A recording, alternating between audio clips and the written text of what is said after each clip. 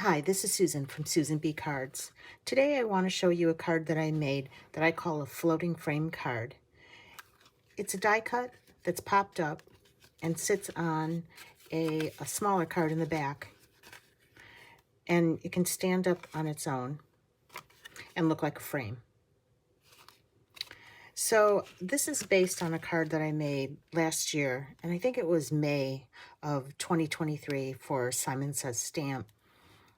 And this is actually a stamp that I gold heat embossed on a piece of heat resistant acetate. So the outline is embossed, and then behind it, I stamped it again and colored in the image on just regular cardstock.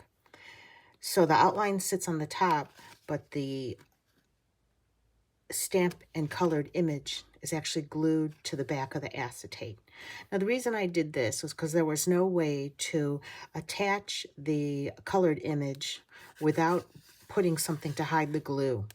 So the gold heat embossing is there to hide the glue, and that way I could attach this piece. So this was a pretty labor-intensive card. I also took a piece of foil and I embossed it and then put some alcohol ink on it. I don't know if you can see the color variation. It's a piece of pink foil. And the problem with this card really was the gold heat embossing. When I went to pour the gold powder on it, it stuck everywhere. There was just way too much static. I tried using an anti-static bag, and that didn't, it helped, but it didn't really keep the powder from getting all over. So I ended up using a small paintbrush and just wiping away all the extra gold embossing powder, and that took quite a long time. And that's really the reason I didn't make this card again, even though I thought it was so pretty. So I wanted to think of an easier way of making this card by using a die cut.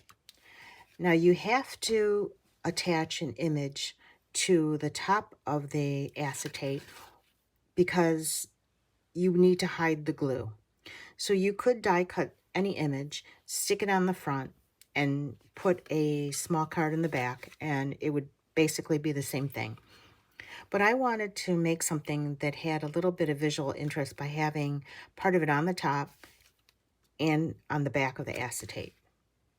So the only way to do that is to have some kind of outline die. Now, the problem with most outline dies is that they would look like this. They wouldn't have the leaves. You would have a hard time attaching the outline to the acetate without getting glue all over because the lines are so thin. When I saw this Spellbinders die set called Peony Celebration by Yana Smakula, it's two pieces. One is the outline, and then there's a solid piece that is die cut. So these are the two pieces. This would be the outline, and this would be the solid piece. And they fit together like this. So you can easily take a piece of acetate, put the glue on the solid leaves and the buds, and there's solid leaves on the bottom, and then you can put just small amounts of glue just to tack it down, but you don't have to really worry about, seeing the glue. And then from the back of the acetate, you would attach this. And what I did was color in the flower. You don't have to color in the flower. You can certainly leave it like this. It's very pretty. But I thought I wanted just to have a little bit of shadows, a little bit of dimension on my image. So I'll show you how to do this by using a die cut machine and a silicone mat to do some dry embossing with this die.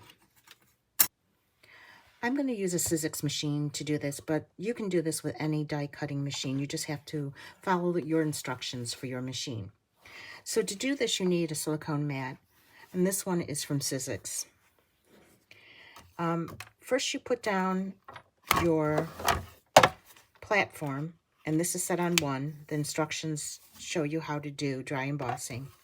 And then I put down my cutting plate, and then on top of that, I put this silicone mat. Now, I already die cut the solid pink piece. So I'm going to take the negative piece just so that it's easier to keep it in place. I have some mint tape. I'm going to take the detail die and match it up to where I want it. And then I'm just going to put down a little bit of mint tape to keep this in place. The mint tape didn't stick to the silicone mat very well, so to avoid the shifting, I just I just use a negative. And then you put your regular top cutting plate on here, and then you feed it through.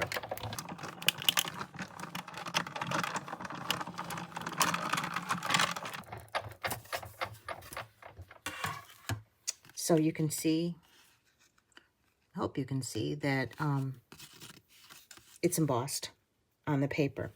Now the reason I'm doing this is because I don't have a stamp for this image, and I'm going to want to color it in, and the only way that I'm going to know where to color is if I have the image on that background. And then this will later sit on top. This is just a piece of metallic cardstock, but it'll look like this. So I'm going to need to know where to color. So I'm going to just use some alcohol markers and some shades of pink and color this in. I'm not really good at coloring. I'm just going to do a few highlights.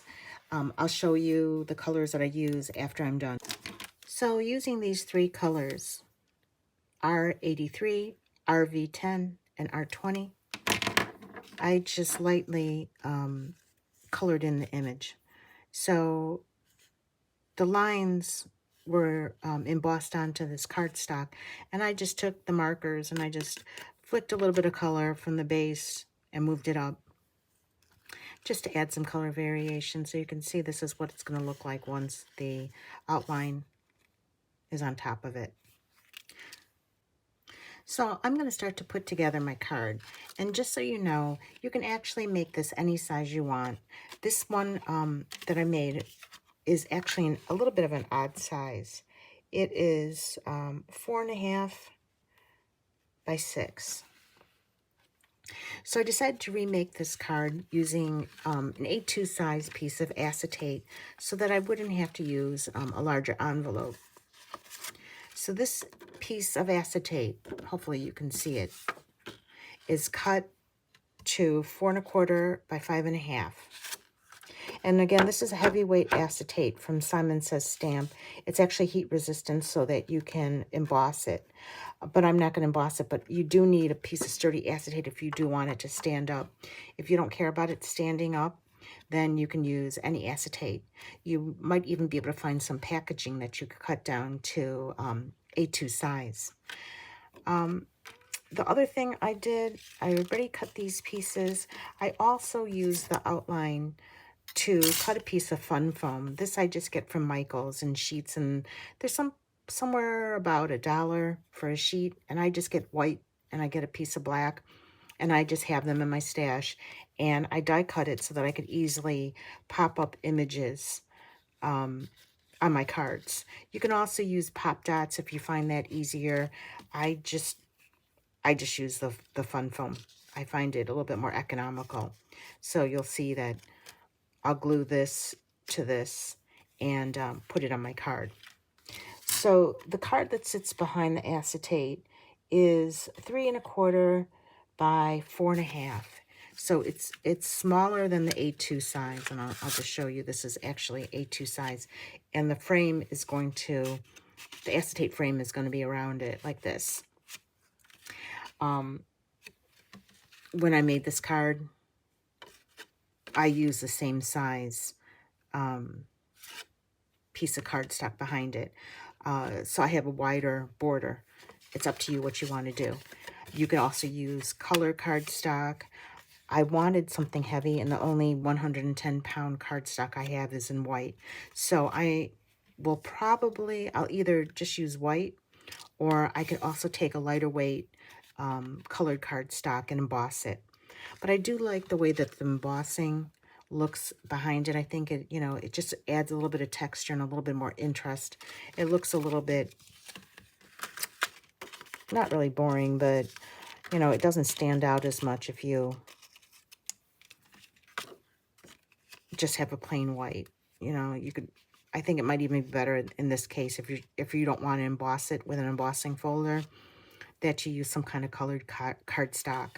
I embossed my card. I'll put the link to what I emboss it with, but you can use any embossing folder. It doesn't really matter. It's such a small, there's going to be such a small portion that you're going to end up seeing. So use what you have, or I will link what I used here. On this peach one, I used butterfly. I think it might be from Autumn Serenade from Spellbinders, and you can't even see any of the butterflies by the time I put that large image on the small card. So first what I'm going to do is I'm going to take this fun foam and I'm going to attach this colored piece onto it. So that'll be all dried and done. To do this, I just use some tape runner and I just put a little bit on here. And then I like to also use just regular glue, whatever glue you like to use. Mine is the Artis glue that I keep in these small bottles with a fine tip. And I just put glue all around the edges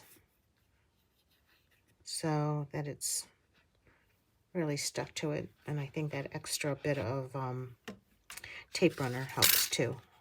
I probably over glue things, but I don't like it when things fall apart, and especially when you're using something like fun foam. You want to be sure it's stuck together since it is a plastic. Paper, I don't worry as much about. And I'm just going to put something on top of that just so that it dries, and I'm sure it sticks together. So now this piece is dry. The fun foam is stuck to the cardstock, and I'm going to attach this piece onto my small card. So again, I'm just using a little bit of this tape runner and some glue, but some of this image is going to hang off of the card, so I don't want to get glue here and here. So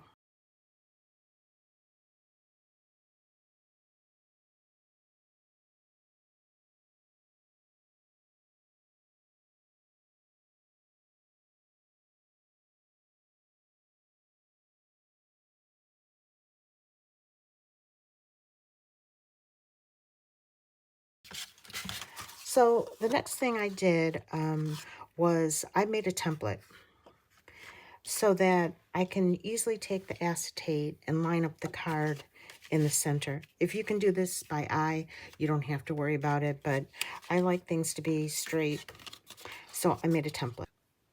I took a piece of scrap cardstock and I cut it to A2 size, the size of my acetate. For an A2 size card, I drew a line at 2 1/8 and 2 3/4.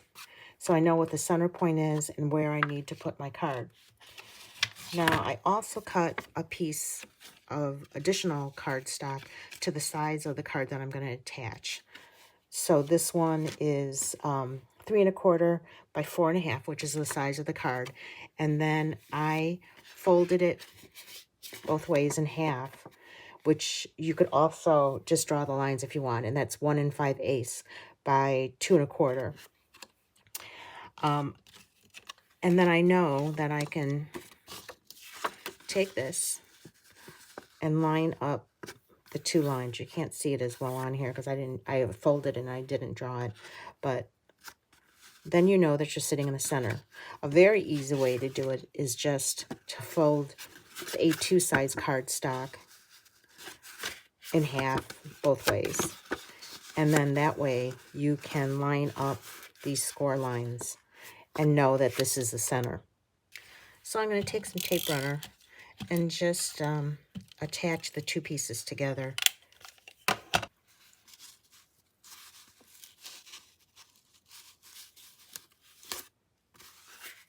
Okay, so I line these two up.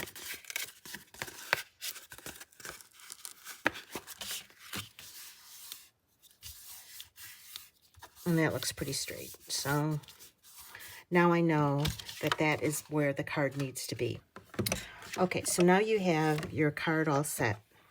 I have my template right here. And I know that this is going to have to sit like this. Just gonna get a piece of mint tape again, just to shut this, keep this closed. So it lies flat. Okay, so this mint tape is low tack, so I know it's not gonna rip my paper. I'm just gonna tape this down to the template so that I know it's lined up properly. Okay, so now it's all lined up, and I know the glue is going to go onto the leaves and the buds because those are the parts that are solid. And you won't be able to see the glue.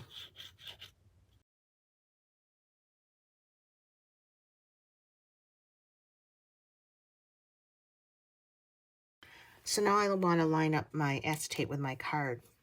Now, this is where a stamping platform comes in handy. You could use a MISTI or you can use a scoring tool, whatever. But I just want, okay, we know all this is lined up. And then I'm going to take my acetate and I'm going to line that up.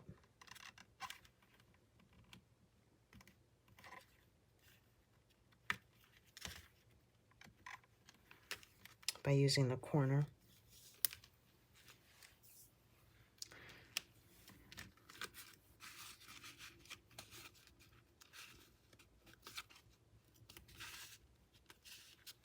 Okay, so that's pretty well lined up.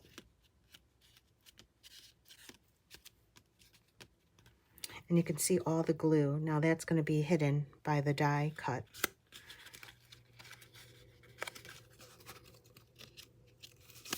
And now I could take off my template. I'm going to let this dry though. I want to be sure that sticks pretty well. So again, I'm just going to let that dry.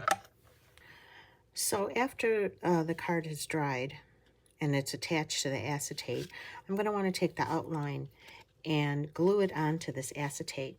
Now this is hard for me to do on camera because I do have to get right over the image, and it wouldn't make sense for me to do this and put my head over where you can see. So I'm just going to show you how this is going to line up. You can see the image of the embossed leaves there, and this leaf is going to have to go on top of here, and then the outline is going to have to go over the flower. Same thing with the bottom where the leaves are. Now that's how you start to line this up, by starting with these leaves. So I'm going to put some glue on here and on these solid pieces here, here, and then attach it on both sides. And I do want to put just a little dot of glue on these outer, on the outer outline here, that close to the edge, just so that it all stays down. And then I'm just going to put the heavy book on top again, just to keep it all glued together. So here it is just a few minutes later, and I attached the outline to my acetate. If you do accidentally get a little bit of glue, just, just use a soft cloth and wipe it off the acetate. If you use this heat-resistant acetate, you could, if you want to, you can emboss, Happy Mother's Day, Happy Birthday, whatever you're going to use this card for, or you can just take a strip and glue it either here or down here. There's lots of different options, and I think this is a unusual card, and it's pretty, and I like how it stands up. So hopefully you found this helpful. If you did, please be sure to like, comment, subscribe. All the products I use are listed in the description below, and I really appreciate you using those affiliate links, and those are at no additional cost to you if you make a purchase. I'll also have photos and more information on my blog, so you can check there at susanbcards.blogspot.com. Thanks for watching.